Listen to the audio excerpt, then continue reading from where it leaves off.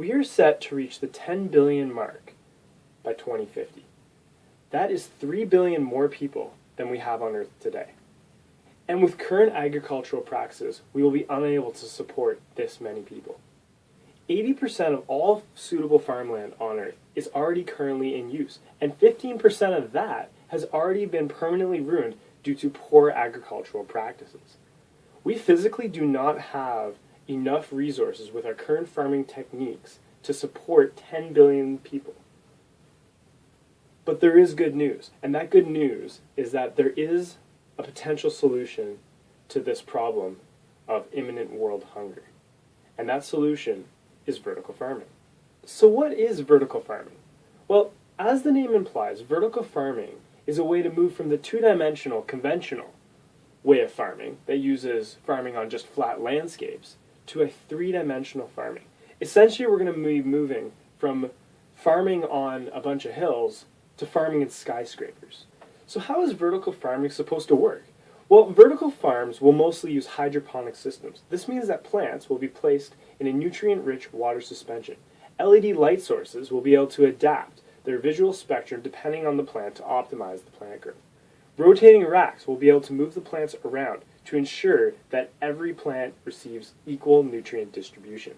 The entire thing will be able to be monitored right on the farmer's smartphone, so the farmer will be able to remotely control the entire farm. Compared to conventional farming methods, vertical farming yields a plethora of advantages. You'll be able to grow food crops in isolated areas, as well as areas that are ill-suited for growing food. You will be able to grow anything and everything at any time of the year. Transportation costs will be nearly minimized, as the vertical farms will be able to be placed right within the cities. There will be no drought or disease within the vertical farms, and for the same amount of space, a vertical farm is at least 10 times more productive than a conventional farm.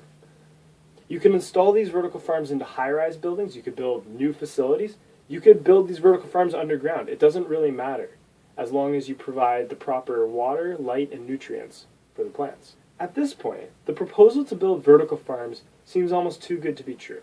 Well, there are some disadvantages to vertical farms.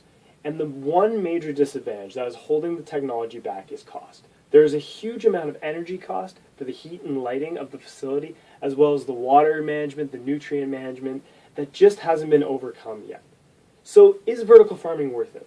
Maybe right now conventional farming is still cheaper, but as we approach that 10 billion mark, we won't be able to support such a growing global economy with just conventional farming methods. We will have to use new methods for providing food for the world. And vertical farming is definitely one of the most promising technologies on the market.